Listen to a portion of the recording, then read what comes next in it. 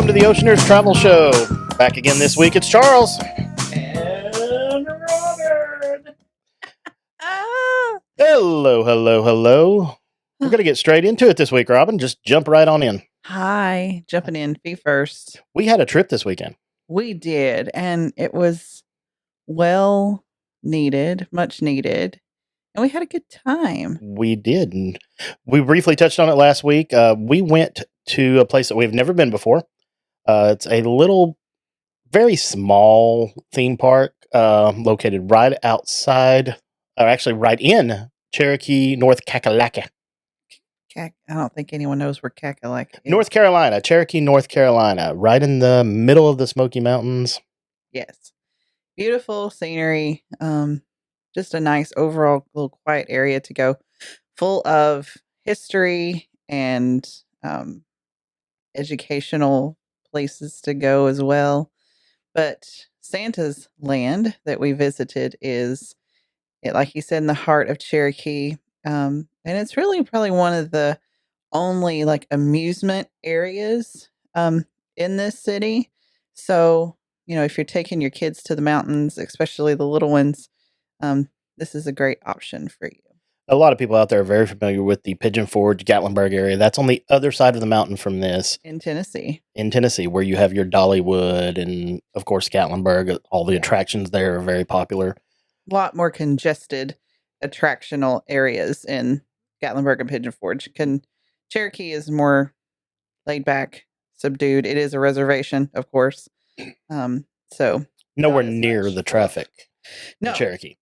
No. Cherokee mostly known for, like she said, for the Indian Reservation and for the Harris Cherokee Casino, which is a huge casino. Yes, it engulfs what seems like half of the city probably 600 rooms plus. More than that, I don't know. Exactly. I honestly don't know. At least 500 to 600 rooms. It's a big place. So really the only casino in this area. So yes, but that's what Cherokee's mostly known for. But right down the street, just a mile. Very, very close, is Santa's Land Theme Park and Zoo. And the Santa's Land, again, very small, right off the side of the road there. Mm-hmm. Easy to drive by and miss it, but there are signs and billboards pointing you to it along the way. We have passed this a million times going to the casino, and we always said, hey, we should, take the little one there and try it out. So finally we did. So tell us a little bit about when did Santa's Land open originally, Robin? Well, Santa's Land is currently in its 57th season. So this is a park that has been around a very long time. They opened their doors in 1966 and has been operational pretty much in the same format as its present day since 1966, with a few little minor tweaks and changes. And, in some ways you can probably go around and say, oh yeah, this place has been here since 66. And in other ways you're like, man, this is just nostalgic and fun.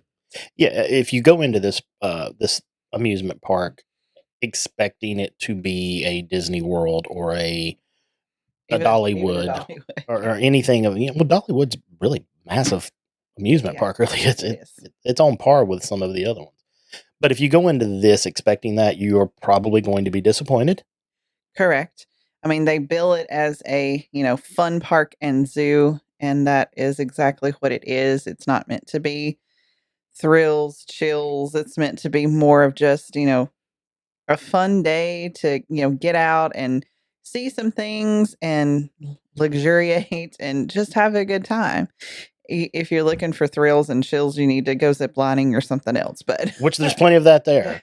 But at the same time, you're also not going to pay the Disney World Dollywood admission price. What is admission price to Santa's Land? It was pretty affordable. It is very affordable. At current, the exact ticket price is $27.67 plus tax per adults and children. Children under 2 are free. Now, keep in mind, this price of admission does include everything in the park, including the rides. So there's no separate fee. You can see Santa there. There's other things to do. The only thing extra is if you wish to eat, there are 2 eatery areas located in the park. The gift shop, of course, and if you want to purchase food to feed many of the various animals. So when you first go in the main gate there's a ticket booth where you obviously purchase the tickets. Uh, Once you enter actually into the park itself, the first thing that you will come across are train tracks and a little landing area that's Christmas decorated, obviously Santa's land. Yes. That was fun, is that throughout the entire park, because it is Santa's land, Christmas music is played all the time. So it's Christmas in the summer. So, it's sometimes your traditional Christmas music, and then sometimes it's like a jazzy version of Jingle Bells, or, some different genre type additives in there. I'd also like to mention once more about the admission prices. You can also use, if you have a AAA card, or if you are a Yeah. senior citizen or military, they also offer discounts for that. We are a AAA members, so I did get about a 10% discount for that. And we had 5 of us. I think I paid right around $138 for all 5 of us with the discount, and that was tax and all. So Yeah, we spent probably 4 hours there, 4.5 hours. It's not an all day thing. right about 4 hours, but we did everything. Yeah, and we took our time, didn't get in any hurry. Mhm. When you go in, the first thing that you'll come across, as I said, is the train tracks, and then there's like a little Santa's village where there's a sleigh and Santa's house that Santa does photos and things like that in. Yes, And then there's a magic there is. In show. this little landing, there is a wishing well that you can wish into. Santa's cottage, of course, where Santa is available the entire time you're there, minus a few little small breaks. But he is there. You can go in, sit on his lap, tell him what you want for this Christmas, or what you'd like for your birthday, or whatever. Get your picture made, get a hug. Yeah, like he said, outside there's a Santa sleigh. You're more than welcome to sit in and get your picture made. Um, and his reindeer with Rudolph at the front, of course. And then the magic show. Like he said, we enjoyed the magic show. There's probably 6 magic shows a day, 6 or 7, within the park opening hours. They're done about every hour and a half. And I would say it lasted, about 30 minutes? Yeah, about 20, 30 minutes. 20, 30 minutes. It's not a big, huge production or anything like that. It's pretty simple, but it's cute. Very simple, very cute. Gets the kids involved in the audience to participate, which is fun. And, his tricks, even though they're very simple, are still hard to figure out. No, he was good. He was good. He was good. They have a magnificent Bobini, I think, is the main magician, but we had Wendell Wandell, and he was Wendell great Wandell. as well. He was funny. There's some comedy in the magic show as well. It was entertaining. I enjoyed it. It was entertaining. I really enjoyed it too. Plenty of seating. Um, and they do ask, if you don't make it right on time, to try not to come in and disturb Interrupt it. the show that's going on, because there will be another one in a very short amount of time. So you go into the magic show, hop in, do that first, then you hop over. Got to see the old man. Got to see Mr. Claus himself. Kris Kringle himself, and Mrs. Claus is there too. They're sitting there in their little rocking chairs, and so if you ever wondered where Santa is the rest of the year, this is where he is. yeah, he's in Cherokee, just chilling. Probably playing at the casino on the weekends. Yeah. After closing, he goes down and plays some roulette. Yeah. Santa Claus roulette. Nothing like it. So then you can, go get your photo ops with the igloo and with the sleigh, like she said. There's an old-fashioned playground on the other side of this, very 60s, 70s oriented playground. Yeah, one of those kind of seesaw type, I don't know, spring type seesaw, like like with the four-way. You're bouncing in your seat. You're not on the yeah. seesaw right now. I don't know what that means, but throughout the park there are plenty of play areas and playscapes, slides. Some of them are, made out of just dirt and hills, and they put a slide in, and then some of it is, actual like playground equipment. Nice creek runs through there. Yep. I was a little surprised. The only thing that really took me by surprise was the train.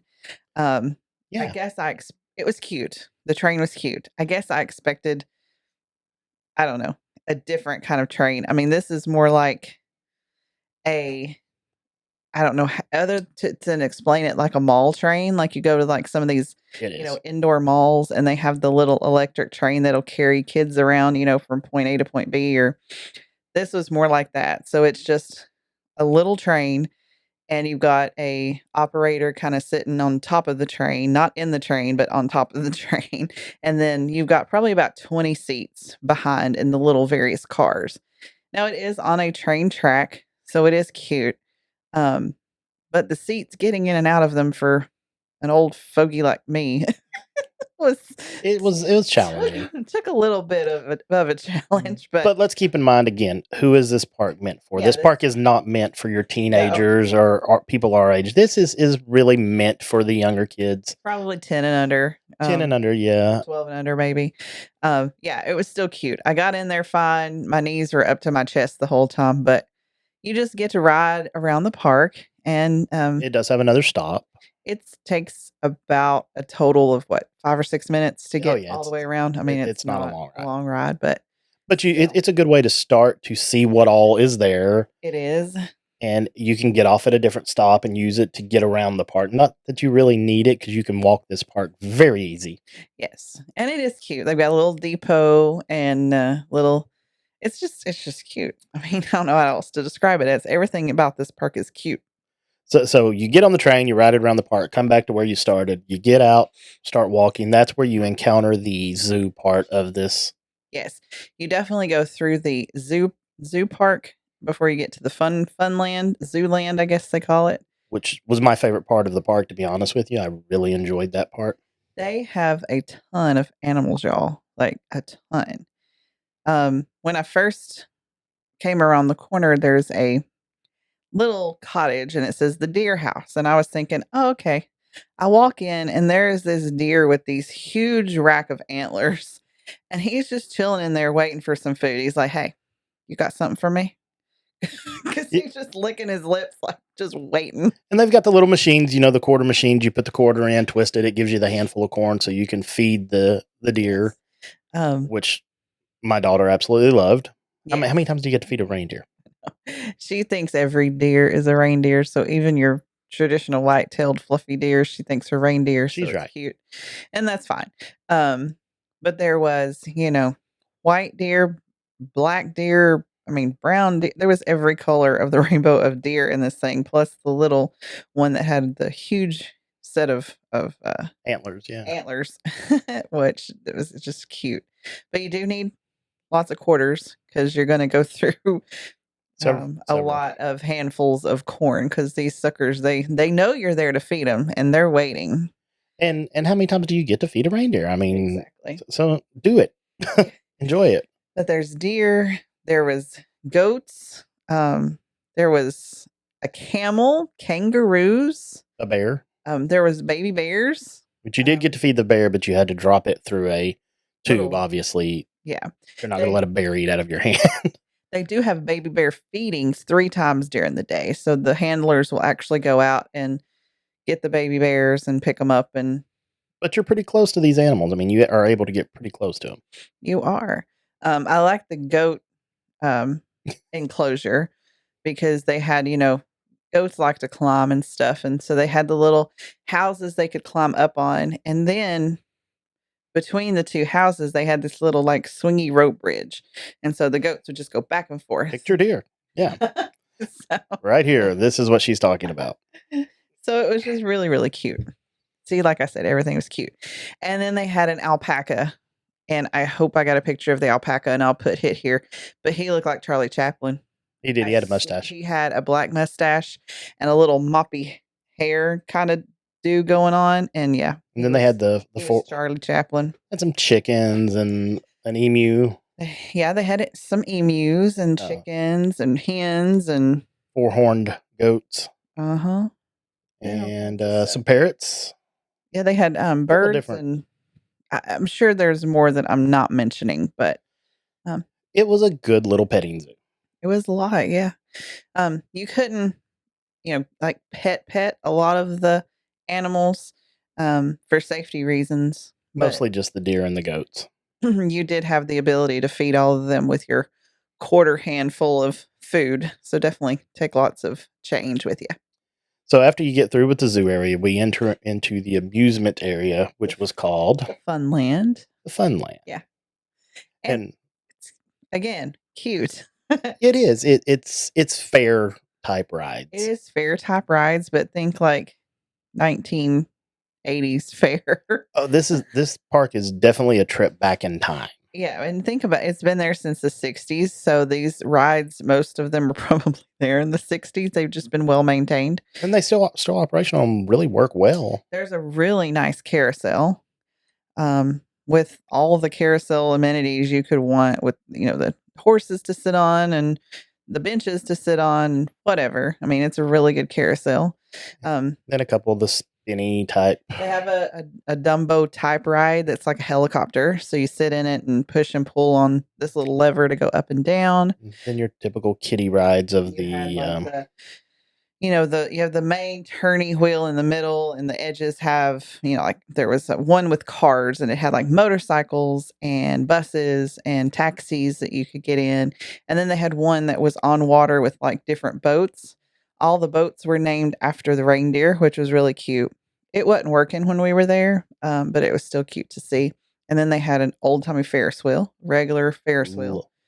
I love Ferris wheels. I was a little skeptical getting on the Ferris wheels. Like, this thing looks rickety and it's going to be shaky and very nerve wracking. I was wrong. It was one of the smoother Ferris wheel rides I've ever been on. It never did creak or nothing. It just was smooth, and you went up and around, and you got a good, 3 or 4 revolution ride. Going pretty fast. And there isn't a line for any of these rides. So you just have to wait until like the next time that it stops, and then you're on. So you could do it as much as you want or as little as you wanted. They also had the main attraction, The main event. I was saving that. The Rudy coaster. The Rudy coaster.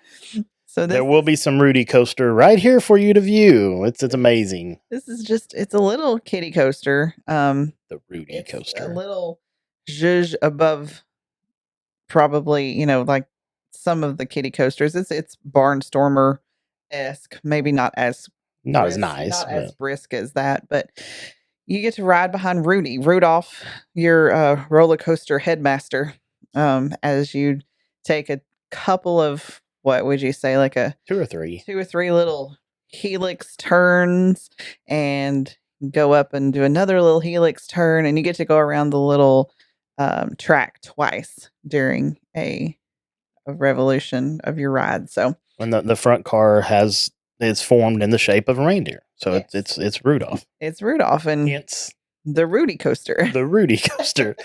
Love the name, if nothing else. The Rudy coaster. Yeah, that's great. Definitely. There was only a few cars that you were able to sit in because of, I don't know if they had latching difficulties in some of the other cars, and that could have just been when we were there. It could have been. But there was only probably 5 or 6 people able to ride for every, time that it went. But like I said, there wasn't hardly anyone in the park. So it didn't really matter. You could just step up and ride the next time it came around. So it is a jerky ride. It's very old timey. It's not smooth, but it's cute, which is the point. Which is the entire point. Very cute. Right in this land also is where you have one of the main dining areas of the facility. Yes. Again, nothing fancy. Your basic theme park food. You're going to have nachos, hot dogs. What else was there? Popcorn, cotton candy. They had sodas and water and lemonade. Some chips. I think there was some kind of sandwich option. Not a huge menu, but I mean, typical enough to get a snack. Definitely. The other eatery at the front of the park, right next to the main entrance, did have a few more offerings, and they had some, I think, pulled pork. Correct. But this area down next to all of the action definitely had plenty to snack on. And then there's one other area of the park. It's a lake, where they have actual paddle boats where you can get in the paddle boats and circle around it. 2 to 4 people fit in each boat.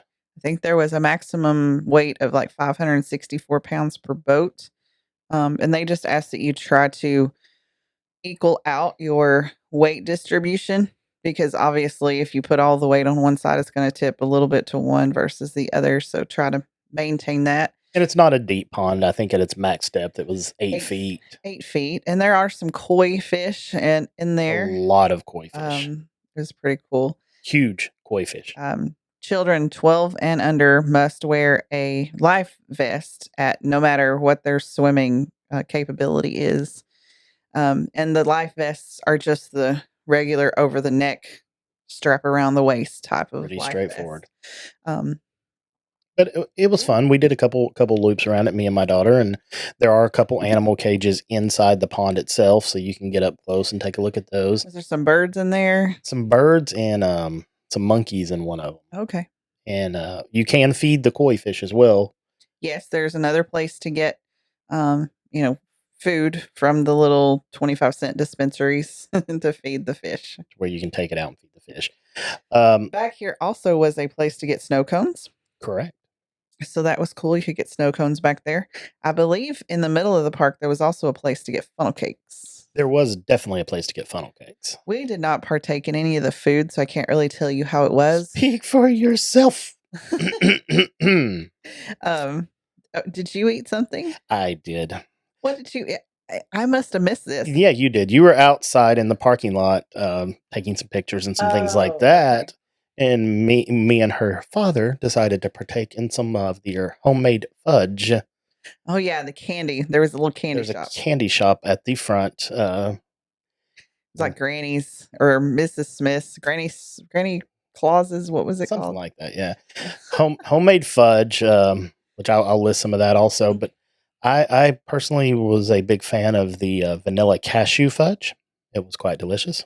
I think you told me, I remember now, that this may have been the best fudge you'd ever had. It was excellent. Some of the best. Really was good. On the other side of that, there is, as usual, exit through the gift shop. Yeah. Everyone has to exit through the gift shop. So, and this is very heavily Christmas themed, of course. So you're going to have ornaments and, different types of little knickknacks to, sit around. Christmas themed. There's snowmen, there's Santas, there's, everything, elves. They also had a big Christmas tree in the middle with some pre-packaged I was going to mention that. Gifts. And on the prepackaged gift, it actually said how much they were and if it was for a boy or a girl and what their age was. And you could purchase those as well. And I don't know for sure, were those things that you could take home or were they like a donation? To me, it almost seemed like it did to me too. Donation. To me, it kind of looked like an angel tree type thing where you were buying for a gift for a underprivileged Appalachian child. That's what it looked like to me as well. I do not know that to be fact, but that's what it seemed to be. Yes, which is a great idea. That is a great idea. So anyway, then you exit through the gift shop, very small parking lot, and that's about it. Yeah. I mean, let's keep in mind that this is not a destination in itself. Correct. Yeah. This is an add-on for your existing vacation if you're taking a trip to the Smoky Mountains and you have little kids and you're looking to get them out, let them burn off some energy. This is a great place to go. And for the price point, you really can't beat what you're getting. I don't know of any zoo around town. I know even the Knoxville Zoo is more expensive than $25. Exactly. So if you're going to the Smoky Mountains to hike or fish or camp or anything like that, you need to do something with the kid for the day, this is a great stop off. If you're headed to Cherokee and the old man wants to go drop some money at the roulette wheel or at the blackjack table, and you can take the kids over and do this while he does that. That'd be a great option too. So, or if you're just passing through on your way to go over the mountain and have a couple hours to kill. Yeah. If you really are looking for a high adrenaline theme park, Dollywood's on the other side of the mountain. That's where you want to go. Yes, but Dollywood also has a, 2 to 3 times the price point of this one. You're going to pay and the wait $60 to $80 to go to Dollywood, and you're going to pay $25 here. And if you have kids that are probably 13, 14, 15 on up, you're going to prefer Dollywood to this park just because there's more for them. But on the same token, if you've got little kids, there's not a whole lot to do at Dollywood that just benefits them. Here, everything benefits them. This is a whole park that just is catered to that age group because you have Santa, the cheesy magic show, all of the animals that they can walk up to and The pet through the candy. fences, the candy, the Christmas tree, the little kiddie rides, the everything. Don't forget the Rudy coaster. The Rudy coaster, the little train that goes around that they can fit on. I mean, it's just kind of catered to that age group. It's a cute park. It is a cute park. Now, you'll want to keep in mind that this park is not open year-round. Which is one thing that I had to address. Yeah. Santa Claus is not there in December. He is not, because they are He's not working. open. Santa Claus is working in December. He is, and, this park closes at the end of October, so... Which is weird. He needs all of that time to prepare. He's still weird. Get back and get the elves ready. But this is in the middle of the mountains, so it would be cold. It would be cold, and they have to think about probably the safety of the animals as well. So they have, professional handlers and places for these animals to go during the off season. And then this park does not open up until May. So they definitely have a limited window of opening. They're only open from like 10 to 6 at the most. And they are closed on Tuesday and Wednesday. So you definitely have to plan a little bit ahead if you want to visit. But I think if you're already over there, it's well worth stopping. It's worth a stop in. So real quick, Robin, give us the 3 know before you go tips for Santa's Land. What's before the you 3 things you got to know. The 3 things you got to know. Okay. You need to know when they're open. Are they open on the day that you plan to be in the area? You need to know that this is a place mainly for the little children and for nostalgic type parents like us. So prepare for that. And also you need to know that not everything is going to be suitable for everyone, and Santa is there. Make sure you go see him, and don't forget the magic show. Well, there you go. The know before you go tips for Santa's Land in Cherokee, North Kakalaki, Carolina. Probably a few more than a couple, but I had to jump that in there. It was a good trip. We enjoyed it. Hope you do too. Please leave comments. Let us know have you been to this park, or if you do go to this park, let us know. We'd love to know what you think of it. Yeah. And with that, it is time, Robin. It is time for not the trivia song. The trivia. It's time for trivia at Ocean Ears. Trivia.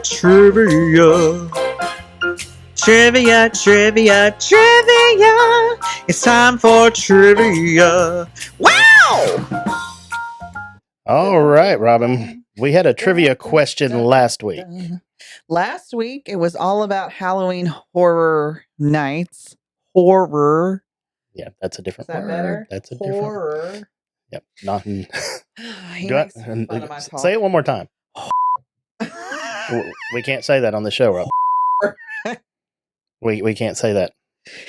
Oh, anyway. Try again. It was about Halloween horror night. There we go. There we go. And our question was, what year did Halloween Horror Nights begin? And I said 1973. 73. The park wasn't open then. And that's why I was wrong. So your options were 90, 91, 93, or 95. And the correct answer was B, 1991. But it was Universal's Fright Nights. Fright Nights. So it's the predecessor. Yes. Predecessor. Correct. All so right. That was that trivia question. All right. Do we have a trivia question for this week? We do. Well, let's hit it. In keeping with a Christmas theme this week, I'm going to ask Christmas in August. A Christmas themed trivia question. All right. Hit me. Bring it on. What is the highest grossing Christmas movie of all time? Do we have options? We do. Okay. Give them to me. Miracle on 34th Street. That's what I was thinking. It's a Wonderful Life. No, didn't think that one. A Christmas Story. Or Home Alone. Home Alone. Is Home Alone even a Christmas movie? Well, yeah. Okay. I guess it is. Yeah.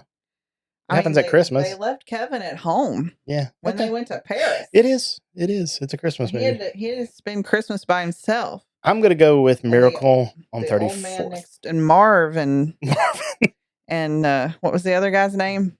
Marv and oh my goodness. I don't remember. I'm still going to say 3 minutes when this podcast ends. I'll think of it. I'm going to say Miracle on 34th Street. Stick with that. That's mine. Mine is A. So Harry. There you go. Harry and Marv. So please go. You dropped one more paint can on me, kid. And he did. She had a moment. So please go to the page on Spotify. Leave your answer for the trivia question. We'll have the results here next week. Absolutely. All right. We've got a few wrap-up details this week, and then we'll get out of here. Oh, boy. Wrap it up, Charles. We've got some announcements this week. Yes. First announcement is this week we hit 100 YouTube subscribers. A huge milestone for us. Fantastic. We couldn't be happier with that. So we would like to send a heartfelt thank you to everyone out there that has made that happen. We appreciate you. Thank you very much. Yes, we enjoy making this content for you all, and we hope to expand our brand a little bit across all platforms. And so, and with that, we are expanding an expansion announcement. Yes, Oceaneers is going global. No, we are global already. We realized, and we've got some feedback from different people about some of the content that we produce. This, obviously, she's a travel agent, and that was the original purpose of this, was to talk about things and promote travel. Travel related, but we quickly realized that the audience isn't all the same. Yes. The theme park audience might not necessarily be the cruise audience, and vice versa. And my two passions are kind of theme parks and cruising. So we're going to split those up for you. So beginning next week, this podcast will be moving to Thursday. Theme Park Thursday. Theme Park Thursday. We will cover all things theme park every Thursday. Disney, Universal, and local and regional theme parks. Yes. And then we will also be having a second podcast every week, still under the same banner, same name, everything, same time, same place, same location. It will just be on Sunday for Sail Away Sunday. Sail Away Sunday. On Sundays, we will be covering all things cruising. Cruising, beaches, resorts, that type thing. Yeah. So that is the plan. So we do appreciate everybody. The podcast does continue to do well and grow, and it's because of all of you out there. We couldn't do it without you, so thank you very, very much. This is very much a passion for me and her both. We've wanted to do this for years. So we thank you all. Yes. So definitely. So with that being said, I don't have anything else, but please, as always, feel free to reach out to us, comment, questions, if you want to be a guest, anything like that. Send us some questions, some comments. I'm happy to get back to you. I'm happy to, address anything on this format and this platform. If you want to do a Q&A session on, different theme parks, or if you want to send questions about Disney, Universal, or cruising in general, we can send us some those as Send anything. us some questions on whatever you're curious about, and we can address those. oceaneerstravel@gmail.com. Send them in. When we get enough, we'll do a question and answer episode and answer all your questions for you. Absolutely. I don't have anything else, so we're going to move on down the road. You got anything else? No. And until next time, let's get going.